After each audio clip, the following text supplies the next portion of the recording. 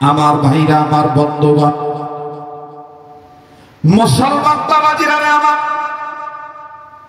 যেই কথা বলতেছিলাম, ইমামে আজম আবু হানিফা রাহমাতুল্লাহি আলাইহি দৌড়ে বাবার কাছে আসলেন সালাম জানাইয়া। বাবাজি সালামের জবাব দিয়ে বললেন, বেটা কি চাই, কি বলবা? ইমাম আজম ডাক দিয়ে বলতেছেন, আব্বা, বাড়ির লোকের কাছ থেকে শুনতে পারলাম, জানতে পারলাম আপনি নাকি মা জননীকে তালাক দিয়ে দিতেছেন, আপনার বিবিকে নাকি আপনি তালাক দেওয়ার সিদ্ধান্ত নিয়েছেন। ডাক দিয়ে বলে, কথাটা আমি বলবো না, তোর মার কাছে যে জিজ্ঞাসা কর, ঘটনা কি ঘটছে এটা আমি বলবো না, তুই যে তোর মাকে বল। আরে বাবাজি, ও নওগাঁ জেলার রানীনগর থানার অত্র অঞ্চলের বাপ ভাইরা, একটু খেয়াল করে শুনবেন বাবা।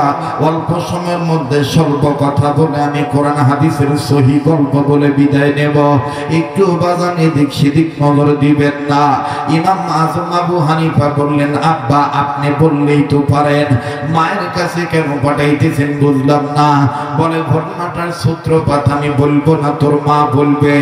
এইবার ইমামে আজম ডাক দিয়ে বললেন, আব্বু, মা বলুক আর না বলুক, তবে আমার একটা অনুরোধ হলো, আব্বা আব্বা আমার মা জননীকে বুড়াতি বয়সে বিদায় দিবেন না, তালাক দিবেন না। আমি আপনাই বলি গো আব্বা, আব্বা ঘটনা কি হয়েছে আমাকে একটু খুলে বলেন তো বাবা। বাবা আবারও বলে, বেটা বলছি মার কাছে যা, আমি বলবো না। এবার বাজান ইমামে আজম আবু হানিফা রাহমাতুল্লাহি আলাইহি এমন ভাবে কৌশল করে হাঁটি হাঁটি পা পা করে মার পানে ছুটে আসলেন। এসে দেখেন বুড়িমা, বৃদ্ধ মা কাঁদতেছে। ব্যাপার কি? বৃদ্ধা মহিলা কান্দে। এবার ইমামে আজম চোখের পানি ছেড়ে দিয়া মা জননীর কাছে এসে সালাম দিয়ে বললেন, মা গো, মা গো, তুমি কান্দো কেন? তুমি আমারে বলো মা, ঘটনা কি সত্যি নাকি আব্বা তোমাকে তালাক দিবে? মহিলাটা কান্দার ডাক দিয়ে বললেন, বেটার এখনো তালাক দেয় নাই, তবে আমাকে ঝুলায় রাখছে। এই ঝুলন্ত অবস্থা আমি পড়ে আছি রে বাবা। ইমাম আজম আবু হানিফা ডাক দিয়ে বললেন, কেমন করে মা ঝুলন্ত অবস্থায় আছো, আমায় একটু খুলে বলো। ডাক দিয়ে বললেন, বেটারে কি বলবো, দুঃখের কথা, আজও গেল না মনের ব্যথা, বাবা তুই আমার শোন কথা। ইমাম আজম আবু হানিফা ডাক দিয়ে বললেন, মা কি হইছে বলো। ইমাম আজম আবু হানিফা ডাক দিয়ে বলতেছে, বলার পরে মা বললেন, বেটা শোন রে, বেটা রে, আজকে কোনো এক কাজ করতে যে হঠাৎ করে আমি কথা বন্ধ করে দিয়েছি, আমার মনে কষ্ট পেয়েছি, আমি তোর বাপের ডাকে সাড়া দেই নেই। তোর আব্বা আমাকে আমার সাথে কথা বলতে চেয়েছি, আমি মুখ খুলি নাই, নিয়ত করেছি যেহেতু আমার মনটা খারাপ, এমন অবস্থায় তোর বাপের সাথে আমি কথা বলবো না। তোর বাবা কেমন জানি আমার ভিতরগত অবস্থা টের পাইছে। তোর বাবা আমাকে জোর করে ডাক দিয়ে বলতেছেন, কথা বলবা কি বলবা না বলো। আমি বললাম না, কথা বলবো না। আবার বলতেছে, তুমি কথা বলবা কি বলবা না বলো। ডেকে বলতেছে, না না আমি কথা বলবো না। আবার বলতেছে, শুনলে নুমান সাবেদ, নুমান ইবনে সাবেদ, শুনলে ইমাম আজম আবু হানিফা, শুনলে বেটা শোন, তোর বাবা আবার তখন তৃতীয়বার আমাকে ডাক দিয়ে বললো, এ বিবি কথা বলবি কি বলবি না বল। এক পর্যায়ে আমি রাগ দেখে বললাম, কথা আমি বলবোই না। তোর বাবা হঠাৎ করে বলে ফেললো, বিবি রে, কথা যেহেতু বলবি না রে বিবি, তোর কথা বলার সময় আমি দিলাম ফজরের আজান পর্যন্ত। এই ফজরের আজান দেওয়ার আগ পর্যন্ত তোর কথা কওয়ার টাইম। এই ফজরের আজানের মধ্যে যদি কথা না বলি, অটোমেটিক তুই 3 তালাক হয়ে যাবি, আমার আর তালাক দেওয়া লাগবে না। কথাটা বুঝাইতে পারছি? এরকম লাগে না অনেক সময়? লাগে না? হ্যাঁ, নওগাঁ জেলার রানীনগরে বেশি হয়। কথা কথা কথা কথা, তোর হাত খাব না রে, কথা কথা, তোর হাত খাব না রে। ওইসব মরদের মতন মরদ হলে বলা লাগে না, খালিতে কি হবে, কথা কথা। কিন্তু বলবার পারবে না ভাই, কারণ বস্তা ভরে ডিমান্ড নিয়েছে, যৌতুক নিয়েছে, ভাত খাইলেও জ্বালা, না খাইলেও জ্বালা। ওই যে ধোয়ার সাথে না ধোয়াই ভালো, শোনার সাথে না শোনাই। আবু বকর ভাই যে বলে গেল কথাটা কি, আমি চিন্তা করে দেখলাম যে ভাই যেভাবে বক্তব্যটা সাজাইলো, আমি যদি পরের হাল যদি ওইভাবে না বয়, তাহলে তো আমার জমিটা ভালো মতো চাষ হবে। কথা বলে না, এজন্য কথা আছে, আগের নাও যেদিকে যায় পাশের নাও সেই দিকে যায়। লিল্লাহ তাকবীর, লিল্লাহ তাকবীর। লোক বলে হবে না। দেখেন তো মাশাআল্লাহ কি চমৎকার পরিবেশ। অনেক মাহফিলে রাত্রিবেলা এত লোক হয় না, কথা কয় না, কিন্তু বরগাছা এলাকায় কোন এক আল্লাহওয়ালা আসে যে আল্লাহওয়ালার বরকতে আল্লাহর প্রেমের সুবাস নেওয়ার জন্য মাঝে মধ্যে আমাদের আসতে হয়।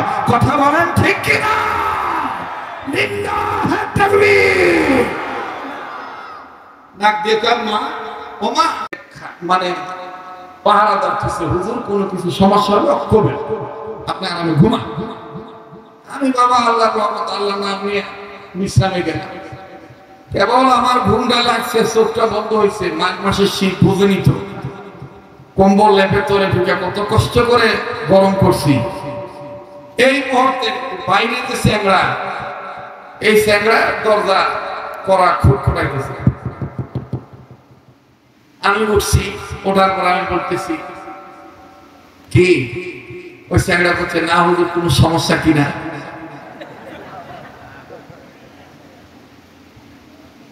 তা বললাম না বাবা আমার কোনো সমস্যা না, আমার সমস্যা হলে আমি তোমাকে বলবো। আবার ঠিক আছে তাহলে কোনো সমস্যা না বলবে। তো আবার 10-15 মিনিট পরে আবার যখন একটু আরামের ঘুম চোখ লেগে আসছে, আবার এই স্যাংরা এইবার ইমাম আযম আবু হানিফার কাছে ডাক দিয়ে হুজুর বলতেছে ঠিক আছে কি প্রশ্ন বলেন। হুজুর এইবার সব লোকদেরকে সাক্ষী রেখে বলতেছে এই তো আলেমের ধরছি। তো লোকেরা বলতেছে প্রশ্ন করেন, ধরছেন না ছাড়ছেন পরেটা পরে হবে। এবার খ্রিস্টান পাদ্রী ডাক দিয়ে বলতেছে বলেন তো হুজুর, পায়খানা তিতা না মিঠা? মানে মদ তিক্ত না মিষ্ট, এটা একটু বলেন।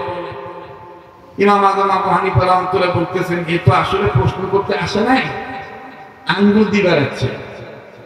কথা বল। আমার সমাজেও কিন্তু দেখবেন আঙ্গুল দেওয়ার লোক এখন বেশি বাড়াইছে।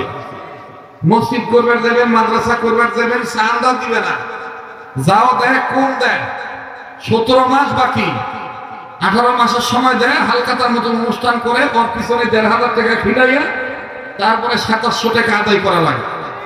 আরে কথা কয় না রে ভাই। এই লোক দেখবেন যে সারা বছর খালি আঙ্গুল দেয়। হ্যাঁ হুজুরা ঠিক মতন পড়ায় না, মানুষের আইবেন হিজাব ঠিক মতন হয় না। হ্যাঁ মসজিদের মুয়াজ্জিন দেরি করে আজান দেয়, হ্যাঁ আজান দিলেও বোঝা যায় না, গলার স্বর ভালো হয়, দম খাটো, এই সেই ভক্কর সক্ষর, আজান দেওয়ার সময় কুত্তা ভাবে কেন, এই হুজুর ভালো হয়, এই হুজুর খেদা কি ভাই, এগুলো আঙ্গুল দেওয়ালো, এগুলা কি দেওয়ালো? আঙ্গুল দেওয়ালো। এবার ইমাম আযম আবু হানিফা রাহমাতুল্লাহ বলতেছেন এ তো আসলে আঙ্গুল দিবার আছে, আসলে তো আমার কাছে জানতে আসে নাই। তারপরে হুজুর বলতেছে ভাই না আপনি আসছেন ভালো কথা, যে প্রশ্নটা করছেন জীবনে আমাকে কেউ করে নাই, তবে আপনি ভাববেন না যে আমি জানি না, আমি জানি, এটা আমি সাথে রাখি নাই, কিতাবেই রাখছি। এখন তো আপনি প্রশ্ন করছেন, আপনি এখানে একটু দাঁড়ান, আমি ভিতরে যাব আর আসবো, আপনাকে উত্তরটা দিয়ে দেব। এখন মুসলমানরা বলতেছে হুজুর একটু চিনেন না, হুজুর অনেক সময় প্রশ্নের উত্তর দেয় পান্তি দিয়ে, লাঠি দিয়ে উত্তর দেয়। আপনি ভালো ভালো এখন থাকেন, আর ভালো যদি বেশি প্রজেক্টে থাকেন আনালে যান। খ্রিস্টান পাদ্রী আবার এমন ঘেঁষ দেখি ওর পান্তি কেমন উত্তর দেয়। তো হুজুর এবার ভিতরে গেছে, কষ্ট হইতেছে নাকি আপনাদের? হ্যাঁ আমার বন্ধুগণ, আমার ভাইরা, কথাটা মনে রাখবেন, যার সাথে যার মহাব্বত তার সাথে তার কিয়ামত। আমার ভাইরা, আমার বন্ধুগণ, আমাদের মহাব্বত রাখতে হবে আলেমদের সাথে। কার সাথে? আলেমদের সাথে মহব্বত রাখলে রসুলের শাফায়াত পাবো, রসুলের সাথে আমাদের হাসর হবে। ঠিক কিনা বলে? মুসলমান ভাইরা আমার বন্ধুগণ, এই ইমামে আজম আবু হানিফা রাহমাতুল্লাহি আলাইহি এই প্রশ্নের উত্তর আমার বন্ধুগণ আমি আপনাদেরকে জানাচ্ছি।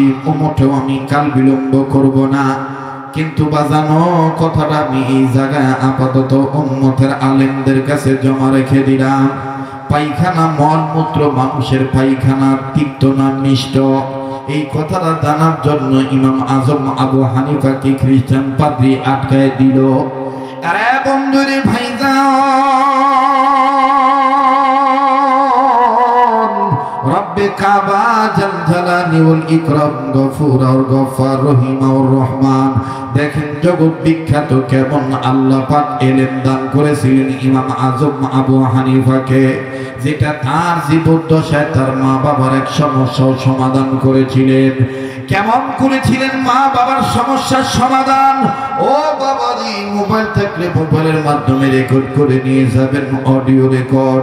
আর যারা আলেম আছেন, যারা দাওয়াত ও তাবলীগের মেহনত কর্মী ভাইরা আছেন, যারা মুজাহিদিন সালিকিন মুহিব্বিন ভাইরা আছেন, একটু কান লাগায়, দিলের কান লাগায় আমার বন্ধুগণ, দিলের কান লাগায় শুনবেন, অন্তর দিয়ে বুঝবেন বাজান। দেখেন কেন আপনি আলেমের সাথে সম্পর্ক রাখবেন না? কেন আপনি আলেম তৈরি হয় যে মাদ্রাসায় কেন মোহাব্বত করবেন না?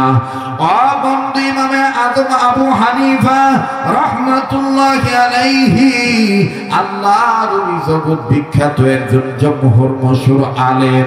এই আলেমে দ্বীন আমার বন্ধুগণ কিতাব মোতালা করতেছিলেন। বাবাজি কিতাব মোতালা করা অবস্থায় হঠাৎ করে ইমাম আজম আবু হানিফার বাড়ির একজন গৃহকর্তা, বাড়ির একজন গৃহ পরিচারিকা, আমার বন্ধুগণ বাড়ির কামলা, বাড়ির চাকর ইমাম আজম আবু হানিফার কাছে যে চোখের পানি ছেড়ে কান্দেন আর ডাক দিয়ে বলে, হুজুর খবর নিছেন কিনা জানা নাই। ইমাম আজম আবু হানিফা কিতাবখানা বন্ধ করে ডাক দিয়ে বললেন, কি খবর? যেই খবর বলতে যে তুমি এইভাবে কাঁদতেছ, হোপলেস হয়ে গেছো, কিং কর্তব্যহীন অবস্থায় পড়ে গেছো, কি হলো তোমার? একটু তুমি খুলে বলো। এই গৃহ পরিচারিকা আমার বন্ধুগণ কামলা কিসান মানুষ, বাড়ির কাজের লোক, কান্দের ডাক দিয়ে বলে, হুজুর বুড়াটি বয়সে আপনার মা তালাক হয়ে যাচ্ছে, বুড়া বয়সে আপনার বাপ মাথা গরম করে আপনার মাকে তালাক দিয়ে দিতেছে, এই খবরটা আপনি রাখছেন কিনা জানা নাই।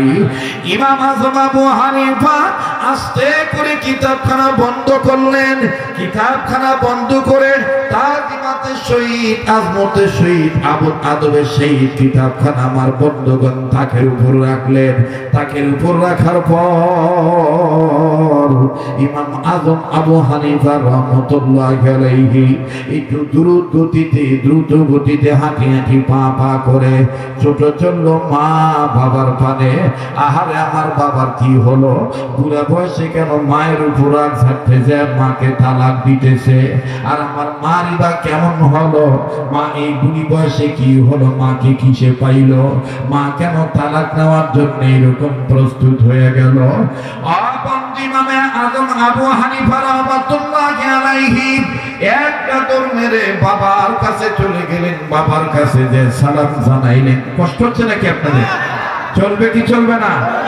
বলবো কি বলবো না? একটু তাকবীর দেন, লিল্লাহি তাকবীর। দেখেন তো কোন লোকটা দেয় না। আল্লাহু আকবার বললে কি জিহ্বা খাটো হয়ে যাবে? হ্যাঁ, একটু জোরে বলেন না আল্লাহু আকবার। আবার বলেন আল্লাহু আকবার। আল্লাহকে ডাকতে পারলে গুনাহ মাফ হবে না গুনাহ থাকবে? গুনাহ মাফ হবে, এ কথা কোরআনে আছে না নাই? আল্লাহ রে ডাক রে বান্দা, আল্লাহ বলে ডাক। বলেন আল্লাহ রে ডাক রে বান্দা আল্লাহ বলে ডাক। ও তারে ডাকতে পারলে তোর জীবনের গুনাহ হবে মাফ। ও তারে ডাকতে পারলে তোর জীবনের গুনাহ হবে মাফ। আল্লাহ রে ডাক রে বান্দা আল্লাহ বলে ডাক। বলেন বলেন, আল্লাহ রে ডাক রে বান্দা আল্লাহ বলে ডাক। ও তারে ডাকতে পারলে তোর জীবনের গুনাহ হবে মাফ। ও তারে ডাকতে পারলে তোর কলবের ময়লা হবে সাফ। আল্লাহ রে ডাক রে বান্দা আল্লাহ বলে ডাক। এতগুলো মানুষ জবানি খোলেন না, বলেন না আল্লাহ রে ডাক রে বান্দা। হ্যাঁ হ্যাঁ, যার দিল ভালো তার জবান দিয়ে আল্লাহর নাম বের হবে। বলেন আল্লাহ রে ডাক রে বান্দা আল্লাহ বলে ডাক। ও তারে ডাকতে পারলে তোর জীবনের ময়লা হবে সাফ। ও তারে ডাকতে পারলে তোর কলবের ময়লা হবে সাফ। আল্লাহ রে ডাক রে বান্দা আল্লাহ বলে ডাক। যখন তুমি ছোট্ট ছিলে, দাঁত ছিল না মুখে, তরল খাবার আল্লাহ তাআলা দিলেন তোমার মা জননীর বুকে। ভাইয়া, মা জননীর বুকে, ঠিক কিনা বলেন? যখন তুমি ছোট্ট ছিলে, দাঁত ছিল না মুখে, তরল খাবার আল্লাহ তাআলা দিলেন তোমার মা জননীর বুকে। ভাইয়া, মা জননীর বুকে। ওরে সেই আল্লাহ রে ভুইল না রে,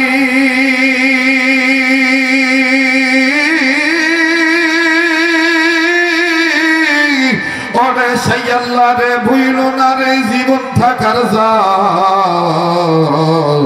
আল্লাহ রে ডাক রে বান্দা আল্লাহ বলে ডাক।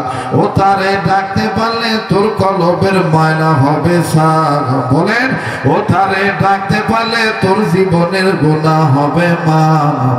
আল্লাহ রে ডাক রে বান্দা আল্লাহ বলে ডাক। আল্লাহ রে ডাক রে বান্দা আল্লাহ বলে ডাক। যখন তোমার কেউ ছিল না তখন ছিলেন তিনি, এখন তোমার সব হয়েছেন, পর হয়েছেন উনি রে বান্দা, পর হয়েছেন উনি, ঠিক কিনা? এমন একটা সময় ছিল আমার হাত ছিল না, পা ছিল না, নাক ছিল না, চোখ ছিল না, মুখ ছিল না, উল্লেখযোগ্য কোনো বস্তুই ছিলাম না। আল্লাহ বলেন, হাল আতা আলাল ইনসানি হিনুম মিনাদ দাহরি লাম ইয়াকুন শাইআন মাযকুরা।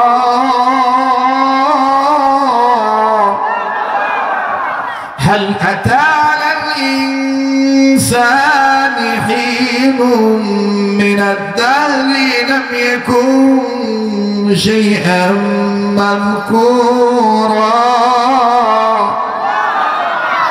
তুমি উল্লেখযোগ্য কোনো বস্তুই ছিল না, তোমাকে আমি বস্তুতে রূপান্তরিত করেছি।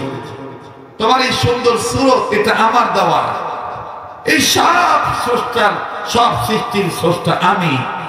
الذي خلقك فسواك فعدلك الذي خلقك فسواك فعدلك। কি আমি গান গাইতেছি না কোরআন তেলাওয়াত করতেছি?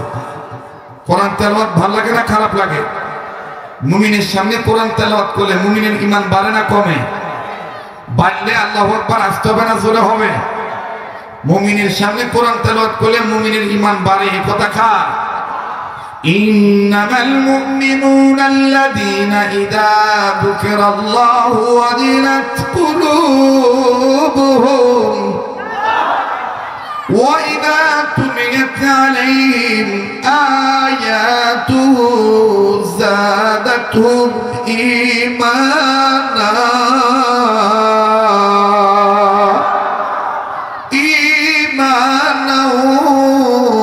وعلى ربهم يتوكلون।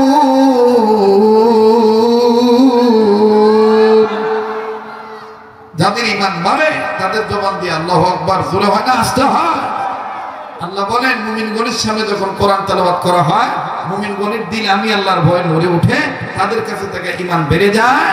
কেননা এই মুমিনেরা সর্বাবস্থায় আমি রবের উপর ভরসা রাখে। সুবহানাল্লাহ। তাহলে যাদের ভরসা আল্লাহর উপরে, যাদের জবান দিয়ে ঈমান বাড়ে, কোরআন তেলাওয়াত শুনলে তাদের জবান দিয়ে আল্লাহু আকবার আসতে হয় না জোরে হয়? একটু জোরে বলেন তো আল্লাহু আকবার। এতগুলো মানুষ সবাই বলেন রাস্তায়, রাস্তার উপরে, এই পাশে, যে যেখানে আছেন, আল্লাহ সবার বড়। শোনেন, আল্লাহু আকবার জোরে বলার সুন্নাত। আর এই আল্লাহু আকবার যত জোরে বলবেন, জোরে বলতে যে যত দূর আওয়াজ যাবে তত দূর নূর ছড়াবে। আর এই নূর ছড়াইতে যে নূরের আওতায় যদি আপনার বংশের ময় মুরব্বীর কবর পড়ে, আল্লাহ পাক এই নেক আওয়াজের বরকতে আল্লাহ পাক আপনার বংশের ময় মুরব্বীদের কবর আযাব মাফ করে দিবে। একটু বলেন তো আল্লাহু আকবার। আবার কোন আল্লাহু আকবার। তাহলে সুন্দর সুরত দিছে কে? আমাকে বস্তুতে রূপান্তরিত করছেন কে? আমাকে আহসান পদ্ধতিতে বানাইছেন কে? আল্লাহ কুত্তা বানায় আহসান বলেন নাই, বিড়াল বানিয়ে আহসান বলেন নাই, শ্রীগাল বানিয়ে আল্লাহ আহসান বলেন নাই, আল্লাহ তাআলা ইঁদুর বাদুর বানিয়ে আল্লাহ আহসান বলেন নাই। আল্লাহ শুধু ইনসানের ক্ষেত্রে, আদমের ক্ষেত্রে আল্লাহ আহসান শব্দ ইউজ করেছেন। আল্লাহ বলেন লাকাদ খালাকনাল ইনসানা ফি আহসানি তাকওয়িম। বলেন আল্লাহু আকবার। সে আল্লাহ এখনো আছে না নাই? আমার ভাইরা, আমার বন্ধুগণ, মুসলমান বাবাজিরা, আমার যেই কথা বলতেছিলাম, ইমামে আজম আবু হানিফা রাহমাতুল্লাহি আলাইহি দৌড়ে বাবার কাছে আসলেন সালাম জানাইয়া। বাবাজি সালামের জবাব দিয়ে বললেন, বেটা কি চাই, কি বলবা? ইমাম আজম ডাক দিয়ে বলতেছেন, আব্বা, বাড়ির লোকের কাছ থেকে শুনতে পারলাম, জানতে পারলাম আপনি নাকি মা জননীকে তালাক দিয়ে দিতেছেন, আপনার বিবিকে নাকি আপনি তালাক দেওয়ার সিদ্ধান্ত নিয়েছেন। ডাক দিয়ে বলে, কথাটা আমি বলবো না, তোর মার কাছে যে জিজ্ঞাসা কর, ঘটনা কি ঘটছে এটা আমি বলবো না, তুই যে তোর মাকে বল। আরে বাবাজি, ও নওগাঁ জেলার রানীনগর থানার অত্র অঞ্চলের বাপ ভাইরা, একটু খেয়াল করে শুনবেন বাবা। অল্প সময়ের মধ্যে স্বল্প কথা বলে আমি কোরআন হাদিসের সহি গল্প বলে বিদায় নেব। একটু বাজান এদিক সেদিক নজর দিবেন না। ইমাম আজম আবু হানিফা বললেন, আব্বা আপনি বললেই তো পারেন, মায়ের কাছে কেন পাঠাইতেছেন বুঝলাম না। বলে, ঘটনাটার সূত্রপাত আমি বলবো না, তোর মা বলবে। এইবার ইমামে আজম ডাক দিয়ে বললেন, আব্বু, মা বলুক আর না বলুক, তবে আমার একটা অনুরোধ হলো, আব্বা আব্বা আমার মা জননীকে বুড়াতি বয়সে বিদায় দিবেন না, তালাক দিবেন না। আমি আপনাই বলি গো আব্বা, আব্বা ঘটনা কি হয়েছে আমাকে একটু খুলে বলেন তো বাবা। বাবা আবারও বলে, বেটা বলছি মার কাছে যা, আমি বলবো না। এবার বাজান ইমামে আজম আবু হানিফা রাহমাতুল্লাহি আলাইহি এমন ভাবে কৌশল করে হাঁটি হাঁটি পা পা করে মার পানে ছুটে আসলেন। এসে দেখেন বুড়িমা, বৃদ্ধ মা কাঁদতেছে। ব্যাপার কি? বৃদ্ধা মহিলা কান্দে। এবার ইমামে আজম চোখের পানি ছেড়ে দিয়া মা জননীর কাছে এসে সালাম দিয়ে বললেন, মা গো, মা গো, তুমি কান্দো কেন? তুমি আমারে বলো মা, ঘটনা কি সত্যি নাকি আব্বা তোমাকে তালাক দিবে? মহিলাটা কান্দার ডাক দিয়ে বললেন, বেটার এখনো তালাক দেয় নাই, তবে আমাকে ঝুলায় রাখছে। এই ঝুলন্ত অবস্থা আমি পরে আসি রে বাবা। ইমাম আজম আবু হানিফা ডাক দিয়ে বললেন, কেমন করে মা ঝুলন্ত অবস্থায় আছো, আমায় একটু খুলে বলো। ডাক দিয়ে বললেন, বেটারে কি বলবো, দুঃখের কথা, আজও গেল না মনের ব্যথা, বাবা তুই আমার শোন কথা। ইমাম আজম আবু হানিফা ডাক দিয়ে বললেন, মা কি হইছে বলো। ইমাম আজম আবু হানিফা ডাক দিয়ে বলতেছে, বলার পরে মা বললেন, বেটা শোন রে, বেটা রে, আজকে কোনো এক কাজ করতে যা হঠাৎ করে আমি কথা বন্ধ করে দিয়েছি, আমার মনে কষ্ট পেয়েছি, আমি তোর বাপের ডাকে সাড়া দেই নেই। তোর আব্বা আমাকে আমার সাথে কথা বলতে চেয়েছি, আমি মুখ খুলি নাই, নিয়ত করেছি যেহেতু আমার মনটা খারাপ, এমত অবস্থায় তোর বাপের সাথে আমি কথা বলবো না। তোর বাবা কেমন জানি আমার ভিতরগত অবস্থা টের পাইছে। তোর বাবা আমাকে জোর করে ডাক দিয়ে বলতেছেন, কথা বলবা কি বলবা না বলো। আমি বললাম না, কথা বলবো না। আবার বলতেছে, তুমি কথা বলবা কি বলবা না বলো। ডেকে বলতেছে, না না আমি কথা বলবো না। আবার বলতেছে, শুনলে নুমান সাবেদ, নুমান ইবনে সাবেদ, শুনলে ইমাম আজম আবু হানিফা, শুনলে বেটা শোন, তোর বাবা আবার যখন তৃতীয় বার আমাকে আমাকে ডাক দিয়ে বললো, এ বিবি কথা বলবি কি বলবি না বল। এক পর্যায়ে আমি রাগ দেখে বললাম, কথা আমি বলবোই না। তোর বাবা হঠাৎ করে বলে ফেললো, বিবি রে কথা যেহেতু বলবি না রে বিবি, তোর কথা বলার সময় আমি দিলাম ফজরের আজান পর্যন্ত। এই ফজরের আজান দেওয়ার আগ পর্যন্ত তোর কথা কওয়ার টাইম। এই ফজরের আজানের মধ্যে যদি কথা না বলি, অটোমেটিক তুই 3 তালাক হয়ে যাবি, আমার আর তালাক দেওয়া লাগবে না। কথাটা বুঝাইতে পারছি? এরকম লাগে না অনেক সময়? লাগে না? হ্যাঁ, নওগাঁ জেলার রানীনগরে বেশি হয়। কথা কথা কথা কথা, তোর ভাত খাবো না রে, কথা কয় না, তোর ভাত খাবো না রে। ওইসব মগদের মতন মগদ হলে বলা লাগে না, খালিতে কি হচ্ছে, কথা কয় না। কিন্তু বলবার পারবে না ভাই, কারণ বস্তা ভরে ডিমান্ড নিয়েছে, যৌতুক নিয়েছে। ভাত খাইলেও জ্বালা, না খাইলেও জ্বালা। ওই যে ধোয়ার সাথে না ধোয়াই ভালো, শোনার সাথে না শোনাই। আবু বকর ভাই যে বলে গেল কথাটা কি, আমি চিন্তা করে দেখলাম যে ভাই যেভাবে বক্তব্যটা সাজাইলো, আমি যদি পরের হাল যদি ওইভাবে না বয়, তাহলে তো আমার জমিটা ভালো মতো চাষ হবে। কথা বলে না, এজন্য কথায় আছে, আগের নাও যেদিকে যায়, পাশের নাও সেই দিকে যায়। লিল্লাহ তাকবীর, লিল্লাহ তাকবীর। লোক বলে হবে না। দেখেন তো মাশাআল্লাহ কি চমৎকার পরিবেশ। অনেক মাহফিলে রাত্রিবেলা এত লোক হয় না, কথা কয় না। কিন্তু বরগাছা এলাকায় কোন এক আল্লাহওয়ালা আছে, যে আল্লাহওয়ালার বরকতে আল্লাহর প্রেমের সুবাস নেওয়ার জন্য মাঝে মধ্যে আমাদের আসতে হয়। কথা বলেন ঠিক কিনা? লিল্লাহ তাকবীর। ডাক দিয়ে কর, মা ও মা, এই কাহিনী বলে।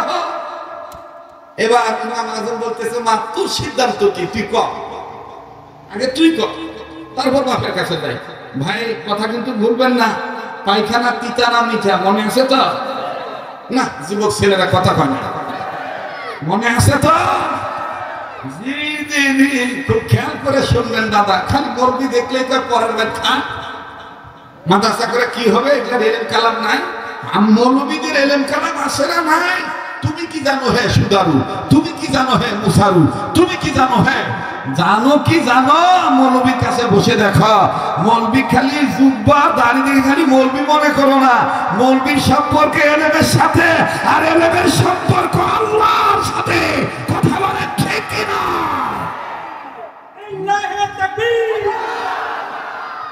মৌলবী আছে বিদায় এখনো দুনিয়া টিকে আছে। আলেম থাকবে তো আলম থাকবে। বরগাছার আলম লয় ভাই, হ্যাঁ দুনিয়া দুনিয়া কি দুনিয়া। আলেম থাকবে তো আলম থাকবে। যেদিন আলেম থাকবে না, ওই দিন আলম থাকবে না। মোহতারাম হাজরিন, এবার ইমাম আযম কয়, মা আগে তুই কর, তোর সিদ্ধান্ত কি? তুই আব্বার সাথে কথা কব কি করবি? আব্বা তো বলেই ফেলছে ফজর আজান পর্যন্ত টাইম, ফজর আজান দেওয়ার আগ পর্যন্ত তোর কথা কর টাইম। যদি কথা না বলিস, ফজর আজান যদি দিয়ে দেয়, তাহলে অটোমেটিক তুই মা 3 তালাক। এখন তো আব্বার কাছে আমার যাওয়ার আর রাস্তা নাই, আব্বা তো যা বলার বলেই দিছে। এখন মা তুই কর, তুই কি করবি? বাবা মিয়া শরীফ বলে রাগ ভাই, যদি মনে করেন দেখনিয়ান শিয়ানা শরীফ থাকে, তাহলে ওই মিয়া মানুষ যদি দেখে যে সোর বাড়িতে নাই, তাহলে থাকে একরকম ভাব। আর যদি সোর বাড়িতে আসে, তখন দেখবেন সোলে পক্ষে নেওয়ার জন্য স্বামীকে আর স্বামী মানে না, স্বামী যেভাবে সাহায্য করা লাগে সেভাবে সাহায্য করে। কথাই খবর চায় না বলে। তো ইমাম আযম আবু হানিফার মা চিন্তা করে দেখলো যে আমার পক্ষে। এবার ডাক দেখা, ফজর আযান কে তোর বাপের কস? সূর্য উঠে আবার ডুববে, তাও কথা কব না। ওই বুড়া শুনে শুনে করছে। মেয়ে মানুষের ভাইকে ঘুম আসে না ভাই। আপনারা যেভাবে কথা বলতেছেন, তাতে মনে হয় জীবনে আপনাদের সংসারে ঝগড়া ফাসাদ লাগে। এখানে দুধের ধোয়া তুলসী পাতা না কমলা বাদ দিব চলবে কি চলবে না? এবার শুনে শুনে ইমাম সাহেবের বাপের শুনে শুনে বলতেছে তোর বাপের কস সূর্য উঠে আবার ডুববে তাও কথা কব না বুড়া বয়সে তালাক দিয়ে ভাবে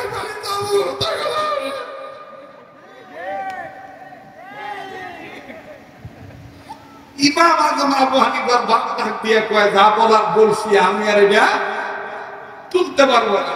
এখন ইমাম আজম আবু হানিফা বুঝতে পারলেন মা এখন আবেগে আছে, মার এখন বিবেক ঠিক নাই, অতএব মার কাছে আর বেশি এই স্যান্ডালটা আবার একটু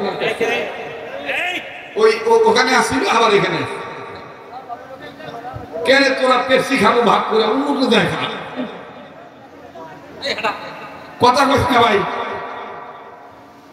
আবার একটু জোরে কোন আল্লাহু আকবার, আর একটু জোরে কোন আল্লাহু আকবার। ইমাম আজম আবু হানিফা ডাক দিয়ে মা দুইবার জিজ্ঞেস করছিস শেষবার তুই আব্বার সাথে কথা কব না ফজর আজানের আগে? না। ইমাম আজম কয় মা আমি বাইসা থাকতে বুড়ি বয়সে তো তালাক লিবার দিব না, ফজরের আগে আমি তোর কথা কওয়াই স্যার মা আব্বার সাথে, সেটা ভালো হোক আর মন্দ হোক, কারণ আব্বা বলছে ফজরের আজান পর্যন্ত টাইম। তো তুই যদি খালি আব্বার ভালো কথা জিজ্ঞেস করিস কথা বলা হয়ে যাবে, মন্দ কথা জিজ্ঞেস করলে কথা বলা হয়ে যাবে। আর এই কথা বলানোর জন্য কি এলেম খাটানো লাগে সেটা আল্লাহ আমার দিছে মা, আমি তোর পেট থেকে হসি মা, দুনিয়ার বড় বড় সমস্যার সমাধান আমি করি, আর তুই তো আমার মা। মা এখন ডাক দিয়ে কয় দেখ মনি দেখ মনি। ইমাম আজম আবু হানিফা রাহমাতুল্লাহি আলাইহি আস্তে করে মাথা থেকে টুপিটা খুলে মাকে ডাক দিয়ে বলতেছে মা একটু ফু দিয়ে দাও, কারণ তোর দোয়া ছাড়া হবে না মা, আমি যত বড় আলেমই হই তোর দোয়া ছাড়া হবে। আবার বাবার কাছে যাইয়া মাথা এভাবে উঁচু রেখে শিরিক যেন না হয় বাপের কদমে হাত দিয়ে মাথা উঁচু রেখে বলতেছে আব্বা আপনি আমার দোয়া করে দেন, আপনাদের এই বুড়া বয়সের সমস্যার সমাধান যেন কোরআন সুন্নাহ ভিত্তিক এলেম দ্বারা আমি করে দিতে পারি। বাপ ডাক দিয়ে কয় সেটা তোর ব্যাপার, এখানে আমার কিছু করার নাই, যা দোয়া করে দিলাম। ইমাম আজম আবু হানিফা রাহমাতুল্লাহি আলাইহি এমনি তো সবসময় ওযু অবস্থায় থাকতেন, ওই দিন আবার ওযু করলেন, ওযু করে 2 রাকাত নামাজ পড়লেন। শুনতেছেন আপনারা? ওযু করে 2 রাকাত নামাজ পড়লেন। 2 রাকাত নামাজ পড়ে উনি রাত্র 1টা 1:30টা 2টা 2:30টা পৌনে 3টা 3টা 3:30টার দিকে আমার ভাইরা উনি নিজ এলাকার মসজিদে গেছে। মসজিদে যাইয়া মুয়াজ্জিন সাহেবকে ডাক দিয়ে বলতেছে ও আমার এলাকার মুয়াজ্জিন সাহেব জলদি যদি একটু উঠতেন তাহলে আমার অনেক ভালো হইতো। ও বাবাজি মুয়াজ্জিন সাহেব ঘুমের ঘরের মধ্যে চলে গেছে, মুয়াজ্জিন সাহেব খেয়াল করে না, একটু বাজানে দিক সেদিক নজর দিবেন না। বাজান রে টাইম কিন্তু আস্তে আস্তে শেষ হয়ে যাচ্ছে, আমার সময় কিন্তু আমার বন্ধুগণ বেলা ডুবার আগ পর্যন্ত। আর আমিও ভাবতে পারিনি এই জটিল একটা বয়ান আমার জবান দিয়ে আজকের এই বরগাছা মাদ্রাসার ইসলামী মাহফিলে আসবে।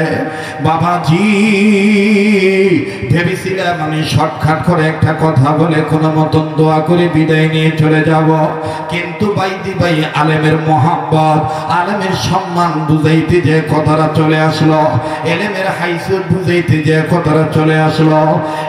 বন্ধু এইবার ইমাম আজম আবু হানিফা রাহমাতুল্লাহি আলাইহি মুয়াজ্জিন সাহেবের কাছে যে মাথার কাছে যে মাথায় সুন্দর করে পিলি দেওয়ার মতন হাতটা এরকম করে নেড়ে নেড়ে চোখের পানি ছেড়ে কান্দার ডাক দিয়ে বলে হুজুর গো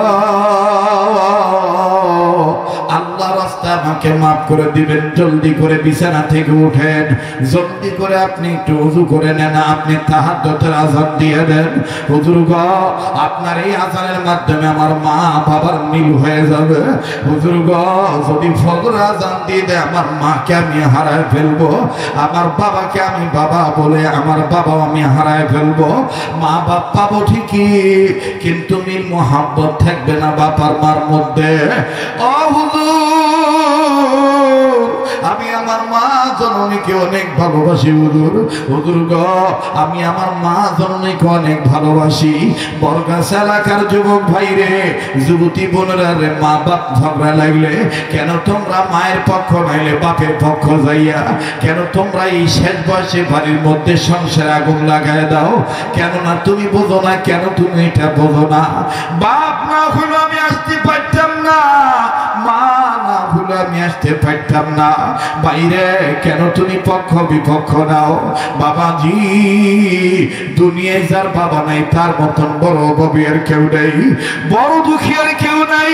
ও বন্ধু, বলতে বলতে কথাটা হঠাৎ মনে পড়ে গেল, তাই বলে দেই বাবা, এই দোয়া কবুলের সময়, মকবুল সময় আমার ভাইরা খুব বাইরে মাগরিব, এই সময় দোয়া কবুল হয়। আলেমদের জিজ্ঞেস করে দেখবেন, বেলা ডুবার আগ মুহূর্তে দোয়া কবুল হয়ে যায়। বাবা আমি জানি না বাজার এই ময়দানে কার মা নাই, এই ময়দানে কার বাবা নাই, কার মা বাপ জানি অসুস্থ হয়ে বিছানায় রোগী হয়ে পড়ে আছে, আবার কার মা বাপ জানি কবর থেকে ডেকে ডেকে কান্দার বলে, বেটা রে মাহফিলে গেলে আমাদের জন্য কানলি না রে বেটা, বেটা রে বেটি রে, আমি কবর আইসা খবর পাইলাম দুনিয়ার কোন ছেলে মেয়ে যদি বাপ মার জন্য চোখের পানি ছেড়ে কান্দে, বাপ মার জন্য দোয়া করে আল্লাহ রাব্বুল আলামিন ছেলে মেয়ের দোয়ার উসিলায় বাপ মার কবর আযাব আল্লাহ মাফ করে দিবে। ভাই গো, আজও আমার ভাই মাওলানা মুফতি আবু বকর সাহেব চকাদিন মাদ্রাসার সুনাম ধন্য মুদাররিস, আমার ভাই রে উস্তাদ, একজন অন্যতম উস্তাদুল আসাতিজা সাহেবুল ইলম, আমার বন্ধুগণ, আমার ভাইরা নিসবতদারি আলেম ভাই, আমার বারবার আমার সামনে আমার বন্ধুগণ আমার হাতটা ধরে বলে, ভাই গো আমার বাপ তো মরে গেছে, বাবার জন্য একটু দোয়া করবেন, আমার মা অসুস্থ, আমার মাটার জন্য একটু দোয়া করিস রে ভাই। বাইরে আমার মা অসুস্থ, ব্রেনের সমস্যা, সব কথা মনে রাখতে পারে না, মায়ের জন্য একটু দোয়া করি। বাজান রে, তখনই মনের ভিতরে কথাটা মনে হয়ে গেছে, আহারে যার মা নাই তার মতন বড় দুঃখের কেউ দুনিয়া নেই। ভাই এই বসে রেখো, মিডিয়ার বাইরে আল্লাহর রাস্তায় আপনারা ডিস্টার্ব দিবেন না। আমার বন্ধুরে দেখেন তো দেখি দিল থেকে এক ফোঁটা চোখের পানি বের করা যায় কিনা, দিলটা একটু নরম করা যায় কিনা। দুনিয়ায় যার মা নেই, যার বাবা নাই, তার মতন বড় দুঃখী বড় অভাবীর কেউ নাই। ভাইয়া ভাইজান, কোনো এক জায়গায় কোনো এক মাদ্রাসায় কথাটা হয়তো বা বলেছিলাম, আজ আমি বলে দিয়ে যাই, কথাটা তো মনে পড়ে গেছে প্রাসঙ্গিক। আমার ভাইরা এই প্রসঙ্গে কথাটা চলে আসলো, এই জন্য বলে দিই। আর যুবক, কোন বাপরে তুই পুরা কইয়া গালি দেশ, কোন মায়ের তুই পুরা কই বুড়ি কই গালি দেশ রে বাবা, একটু খেয়াল করে সব। এই পাগলের সাথে দোয়া করলে ঠকবি না, এই পাগলের হাত ধরলে ঠকবি না রে ভাই। দাবি করে এখনো বলতে পারি আমার গা থেকে মদিনার গ্রাম পাওয়া যাবে, কেননা দীর্ঘ 1 মাস রমজান মুবারক, এরপরে আরো 3-4 দিন আমি মক্কা মদিনায় ছিলাম, মাত্র 2 দিন আমি সোনার মক্কায় ছিলাম, আর বেশিরভাগ সময় আমি সোনার মদিনায় ছিলাম। ওই দেশে সোনার মদিনায় ঈদ করি, এরপরে বাজান বাংলাদেশে আসি। অতএব আমার সাথে দোয়া করলে ভাই আমার ঠকবি না। এই হাতটা দিয়ে আমি বারবার কাবা ধরি, এই হাত একজন যোগ্য আল্লাহওয়ালা হাতের সাথে লাগানো। আরে বাজান, যার হাত হুসাইন আহমদ মাদানির সাথে লাগানো, আবার সেই হুসাইন আহমদ মাদানির হাত রশিদ আহমদ গঙ্গির সাথে লাগানো, আবার রশিদ আহমদ গঙ্গি রহমতুল্লাহর হাত হাজী আমদাদুল্লাহ মহাজের মক্কি রহমতুল্লাহর সাথে লাগানো। এইভাবে লাগতে লাগতে হাসান বসরি রহমতুল্লাহর সাথে লাগানো, হাসান বসরি রহমতুল্লাহর হাত লাগতে লাগতে হযরত আলীর সাথে লাগানো, আর হযরত আলীর হাত আমার আপনার নবী মুহাম্মদুর রাসূলুল্লাহর হাতের সাথে লাগানো।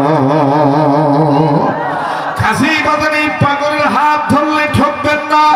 ও বন্ধু, মুনাজাতের পরে যাওয়ার সময় একটু মুসাফা করে যাবেন বাবা। দাবি করে বলতে পারি আপাতত মস্তক কোনো রোগ নাই, কোনো বালাই নাই, কোনো ধরনের কোনো আমার ভাইরা কোনো ভিতরে পার্সপাতি কোনো এখনো অকেজ হয় নাই। আজকে দীর্ঘ প্রায় 27 বছর 28 বছর ধরে মাইকের সামনে কথা বলি। আগে পর্যন্ত আল্লাহ পাক সশরীরে সুস্থতার সহিত রেখেছেন। যেমন কণ্ঠের আওয়াজ তেমনি বাজান দৈহিক শক্তি আল্লাহ ভাবে ঠিক রেখেছেন। আমার ভাইরা উন্নতি চেয়ে অবনতি হয় না, এটা শুধু একমাত্র আল্লাহর দয়া আর ওলি আল্লাহর দোয়া আর আপনাদের অন্তরের ভালোবাসার বাবা। কাছেই বাজান বলতে যে দোয়ার পরে আমার সাথে মোনাজাতের পরি মুসাফা করে যাবেন, হাত মিলিয়ে যাবেন বাবা। আল্লাহ পাক কবুল করবেন ইনশাআল্লাহ। একটু দেখেন দিলটা নরম হয় কিনা, এক ফোঁটা চোখের পানি আপনি ফলাইতে পারেন কিনা। বাপ তার দুনিয়া নেই, ওই বাবার সাথে আমার ভাইরা যারা তিন সন্তানদের সাথে একটু মহব্বত রাখবেন, একটু তাল্লুক করবেন, একটু বাজান সম্পর্ক করবেন, তাইলে আপনার বুঝে আসবে যে তাদের অন্তরে বাবারা কি পরিমাণ বেদনা লালন পালন করতেছে। তারা এইরকম ছোট বড় মাদ্রাসায় আসবেন। এই সমস্ত মাদ্রাসা অনেক ছেলের বাবা নেই মা নাই, অনেক ছেলের বাপ আছে মা নাই, মা নাই বাপ আছে, আবার মাও নাই মা আছে, বাপ নাই বাপ আছে মা নাই, আবার অনেক বেটা এরকম আছে মাও নাই বাবাও নাই। এই যে আমার পাশে মাওলানা রহমাতুল্লাহ আজ দুপুর বেলা বাবাজি গোস্তহাটির আর্জিনগর মধ্যপাড়া মিথ্যাপাড়া নামে পরিচিত। এই মিথ্যাপাড়ায় যখন আমি নিজের শারীরিক যখন বাজান গোসলের কাজ সম্পন্ন করতেছিলাম, ছোট্ট একটা বাচ্চাটার নাম হলো তামিম। এই বাচ্চাটাকে সামনে এনে আমাকে ডাক দিয়ে বলে হযরত দোয়া করবেন, এই ছেলেটা যখন 3.5 বছর বয়স, এই ছেলেটাকে তখন থেকে আমি নিয়ে আসি, ছেলেটার মা নাই, ছেলেটাকে তখন থেকে আমি দেখশোনা করি। আহারে বাদাম তখন আমার দিল কেঁদে উঠেছিল, এত সুন্দর, আহারে এত সুন্দর বাচ্চা রেখে কেমনে মা দুনিয়ার থেকে চলে গেল। আল্লাহর নীলা খেলা বোঝা যায় না বাইরে। আমি আমার মাদ্রাসার কথাটাই বলি, আসর নামাজ পড়ার পর নিজ মাদ্রাসার বারান্দায় দাঁড়াইয়া আপন প্রতিষ্ঠানের ছাত্রদের খেলা দেখতেছি ভাইরা। হঠাৎ করে বাবাজি মাদ্রাসার মেন গেটের দিকে নজর গেল, নজরে ধরা পড়ল একজন বাবা হাতে কয়েকটা ব্যাগ নিয়ে দাঁড়ায় আছে।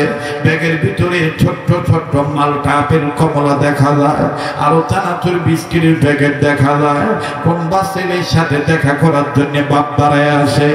ও বাদাম দেখতে দেখতে হঠাৎ করে ছাত্রদের মধ্যে হতে একটা ছাত্র গায়ে লক্ষ্য করে দেখলাম গায়ের গেঞ্জি ঘামের পানিতে ভিজা, আর সর্বঙ্গে কেমন জানি ধুলাবালি ময়লা জর্জরিত। বাইরে হঠাৎ করে এই ছাত্রটা বাপকে দেখার পরে টুপি সুদা করে ছাত্র ভাইদেরকে ডাক দিয়ে বলে আমি আর আজকে খেলবো না, ওই যে আমার আব্বু আসি, আমি আমার আব্বুর কাছে যাই। বাজান রে, এই ঘামের পানিতে ভিজা গেঞ্জি নিয়ে ময়লা শরীর নিয়ে বাবার পানি দৌড় মারল। বাপকে দেখলাম, আরে কোন বাপের তুই আমি পুরা কইয়া গালি দি। এই বাপ আমার বন্ধুগণ ময়লা কাপড়ের দিকে দেখলেন না, বাপ যাহা মাত্র দেখলেন বাসা আমার দৌড় মারছে বাপের দিকে। বাপ হাতে টুকরা নিচের দিকে থইয়া তুই হাত বাড়াইয়া ডাক দিয়ে গায় বাবা অনেকদিন ধরে বুকে নেই না। বাইরে লোকটা ছিল ড্রাইভার মানুষ, এই ড্রাইভার অবস্থায় সে বেশি আসতে পারে না মাদ্রাসায়। 2 মাস 3 মাস পর সে মাদ্রাসায় আসে। ও বন্ধু, এইবার ছেলেটা কাছে গেল, ছেলেটা কয় আব্বু আমার কাপড় ধোয়া না, কাপড়ে ময়লা ঘামের পানিতে ভিজে আছে আব্বা। আব্বা অঙ্গে আমার ধুলাবালি ময়লা লাগালো। বাপ টান দিয়ে কয় শোনো রে, তোর গায়ে ময়লা তাতে কি হয়েছে? আয় বাবা, আয় বাপ, আয় তুই আমার বুকে আয়। বুকে টান দিয়ে নিয়ে কপালে চুমা দিল, আব্বুকে গালে মুখে চুমা দেয়। বাবাজি ছেলেটাও আমার ভাইরা বাপের কান্না কান্না ভাব নিয়ে কয়, আব্বু কতদিন ধরে তোমার দেখি না আব্বু, আব্বু তুমি সাবধানে গাড়ি চালাইবা, তোমার কিছু হয়ে গেলে আমি কারে আব্বু বলে ডাকবো। এই বাপ বেটার আদরের দৃশ্য দেখতেছি বড় ভালো লাগতেছে, কিন্তু বাগান হঠাৎ করে একই মারণ দেয়। আর একটা ছাত্র 11-12 বছরের ছেলে, আমার জানা ছিল না যে বাচ্চাটার বাবা নাই। এই ছাত্রটা ওই বাপ বেটার আদর দেখে চোখের পানি ছেড়ে কান্দে, ডুকরে ডুকরে কান্দে, আর আল্লাহকে ডাক দিয়ে বলে, আল্লাহ আমার বাপ কি নাই, আমার আব্বা কি আর কোনোদিন আসবে না? আমার বাইরে ছেলেটার কাছে যা ডাক দিয়ে বললাম, বাবা বাবা তুমি কান্দো কেন, তোমার কি বাপ নাই? ছেলেটা কান্দা ডাক দিয়ে বলে, হুজুর আমার আব্বা ছিল, 2 মাস আগে আমার আব্বা রোড অ্যাক্সিডেন্টে মারা গেছে। আজ তাইলে তুমি কান্দো কেন? ডাক দিয়ে বলে, হুজুর এই ভাইয়ার আব্বার আদর দেখে আমার আব্বার কথা মনে হয়ে গেছে। হুজুর আমার আব্বা তো আমার মতন, আমার জন্য এই ভাইয়ার আব্বার মতন বিস্কিট চানাচুর প্যাকেট নিয়ে আসতো, হুজুরদের কাছে বলে আমারে নিয়ে দোকানে নিয়ে কত কিছু করে দিত। আরে আমার আব্বুকে আর আসবে না,